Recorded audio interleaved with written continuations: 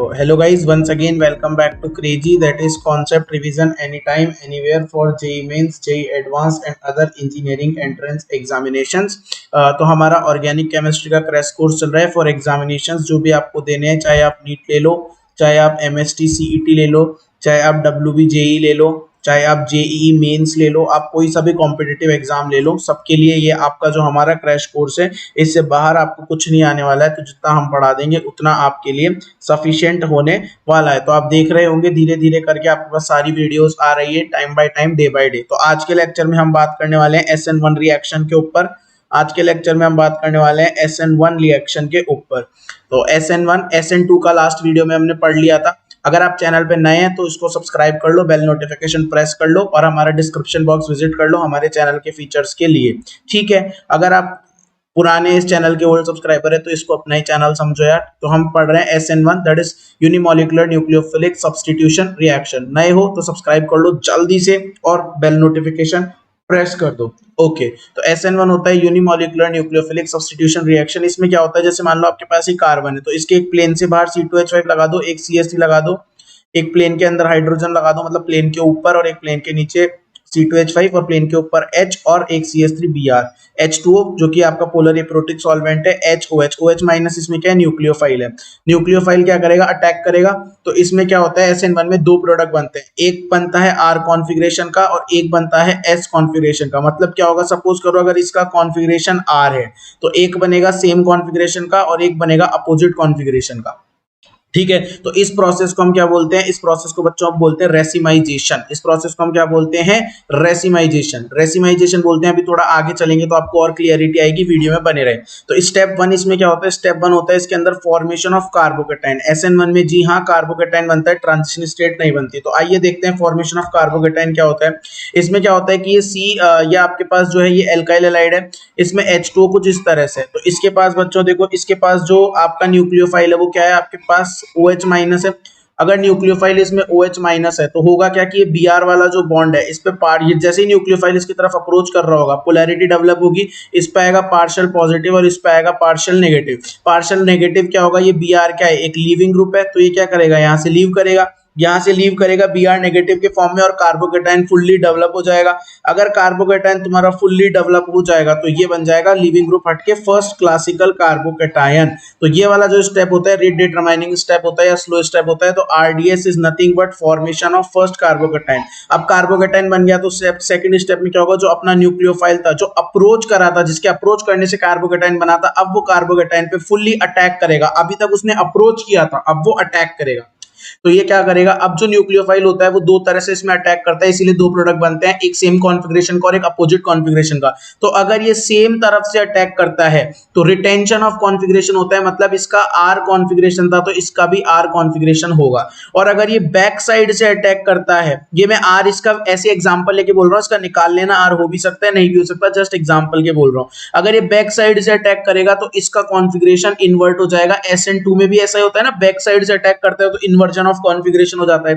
लेकिन इस प्रोसेस में क्या होता है, एक्सपेरिमेंटली ये डिटरमाइंड है कि जब ये सामने से अटैक करेगा, सामने से अटैक करने का मतलब जो इसका रिटेंशन वाला होगा वो फास्ट स्टेप होगा और ये बैक साइड अटैक थोड़ा सा स्लो स्टेप होगा। तो इसमें क्या होता है, इस वजह से इसमें दो प्रोडक्ट बनते हैं, एक रिटेंशन ऑफ कॉन्फ़िगरेशन और एक इन्वर्जन ऑफ कॉन्फ़िगरेशन। अब देखो SN1 के इंपॉर्टेंट पॉइंट क्या क्या है। ये एक एलिमेंट्री रिएक्शन है जिसका ऑर्डर और मॉलिक्यूलरिटी दोनों 1 होता है। ऑर्डर और मॉलिक्यूलरिटी दोनों 1 होता है। इसका जो रेट होता है वो होता है KRX टू द पावर 1 और न्यूक्लियोफाइल पावर 0। मतलब इसका जो रेट होता है सिर्फ एल्काइल हैलाइड की कंसंट्रेशन पे डिपेंड करता है, न्यूक्लियोफाइल की कंसंट्रेशन पे डिपेंड नहीं करता। तो it's a nothing but first order unimolecular elementary reaction, एक फर्स्ट ऑर्डर की आपकी यूनिमोलिकुलर एलिमेंट्री रिएक्शन है। नेक्स्ट देखते हैं, इसका जो रेट ऑर्डर हमने निकाला वो निकाला KRX की पावर 1। क्या निकाला इसका रेट ऑर्डर, इसका रेट ऑर्डर हमने निकाला जो कि है KRX की पावर 1। तो rate is equals to, rate of reaction is directly proportional to concentration of alkyl halide. जो रेट ऑफ रिएक्शन होती है वो आपके किसके प्रोपोर्शनल होती है, डायरेक्टली एल्काइल हैलाइड के प्रोपोर्शनल। तो rate is independent of concentration of nucleophile, ये मैंने बता चुका, क्योंकि रेट किसके बराबर है, K जो भी आपकी रेट हो किसके बराबर है, R बराबर KRX टू दी पावर 1 और आपका न्यूक्लियोफाइल का पावर 0। ठीक है, तो इस वजह से जो रेट ऑफ रिएक्शन होती है सिर्फ एल्काइल हैलाइड की कॉन्सेंट्रेशन पे डिपेंड करेगी और आपकी जो रेट है वो और किसी की कॉन्सेंट्रेशन पे डिपेंड नहीं करेगी। ठीक है, सिर्फ न्यूक्लियोफाइल की कॉन्सेंट्रेशन पे डिपेंड नहीं करेगी। तो इस पे क्वेश्चन आते हैं कि SN1 में अगर न्यूक्लियोफाइल की कंसेंट्रेशन 9 टाइम्स कर दूंगा SN1 रिएक्शन में, तो रेट ऑफ रिएक्शन पे क्या इफेक्ट पड़ेगा? रेट ऑफ रिएक्शन सेम रहेगी। ठीक है, तो कार्बोकेटाइन फॉर्मेशन होता है, जो कार्बोकेटाइन फॉर्म होता है वो इसके अंदर इंटरमीडिएट फॉर्म होता है। इसका मतलब इसकी जो रेट होती है वो कार्बोकेटाइन की स्टेबिलिटी के डायरेक्टली प्रोपोर्शनल होती है। इसका मतलब मैं ये कह सकता हूं कि जो आपकी रेट ऑफ रिएक्शन है वो कार्बोकेटाइन की स्टेबिलिटी के प्रोपोर्शनल है। इसका मतलब अगर आपके पास अल्फा कार्बन पे प्लस m प्लस आई ग्रुप्स हैं, प्लस m प्लस आई ग्रुप्स हैं, तो आपकी रेट ऑफ रिएक्शन इंक्रीज करेगी। क्यों? क्योंकि कार्बोकेटाइन की स्टेबिलिटी ड्रास्टिकली इंक्रीज कर जाएगी। तो जो rate is directly proportional to stability of carbocation is directly proportional to rate of racemization। racemization मैंने आपको अभी बताया, रेसिमाइजेशन आपका क्या होता है? R और S का फॉर्मेशन ही रेसिमाइजेशन होता है। तो rate is directly proportional to stability of carbocation और रेट ऑफ रेसिमाइजेशन। उसके बाद देखो जो रीअरेंजमेंट होता है कार्बोकेटाइन का वो इसके अंदर पॉसिबल होता है। कार्बोकेटाइन इसके अंदर फुल्ली ग्रोन क्लासिकल कार्बोकेटाइन बनता है और वो रीअरेंज हो जाता है। ये इतनी बार बता चुके हैं। RDS is formation of first carbocation. RDS क्या होता है? Formation of first carbocation.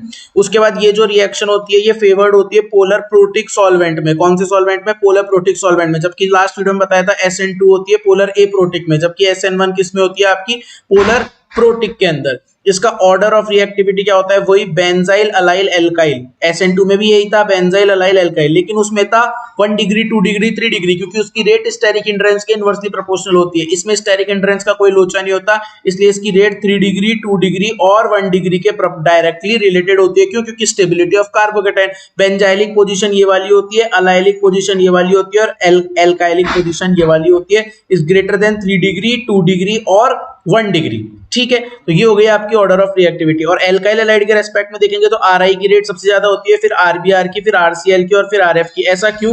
I का साइज बड़ा होता है तो अच्छा लिविंग ग्रुप होता है, F का साइज छोटा होता है तो पुअर लिविंग ग्रुप होता है। इसकी स्टेबिलिटी ऑफ कार्बोकेटाइन की डायरेक्टली ये वाली जो ऑर्डर लिखा गया है स्टेबिलिटी ऑफ कार्बोकेटाइन से रिलेटेड लिखा गया है, और RI RBr RCl जो ऑर्डर लिखा गया है लिविंग ग्रुप के रेस्पेक्ट में लिखा गया है, क्योंकि I बड़े साइज के कारण अच्छा लिविंग ग्रुप नहीं होता है। Right, okay. नेक्स्ट हम देखते हैं presence of heteroatom at alpha carbon. Presence of heteroatom at alpha carbon, अगर अल्फा कार्बन पे हेटेरोएटम प्रेजेंट होता है तो rate of SN1 reaction increase करता है। अगर हेटेरोएटम पे अल्फा कार्बन प्रेजेंस होता है तो SN1 का रेट क्या होता है? ड्रास्टिकली इंक्रीज करता है। जैसे कि देखें CH3S CH2Br, इस पे OH माइनस और H2, तो ये Br निकलेगा, OH माइनस यहाँ आएगा, तो ये जो कार्बोकेटाइन बनेगा इस कार्बोकेटाइन में देखो इस लोन पेयर का प्लस m इफेक्ट आ जाएगा। Plus m of sulphur formed plus m of sulphur formed Cc plus is stable.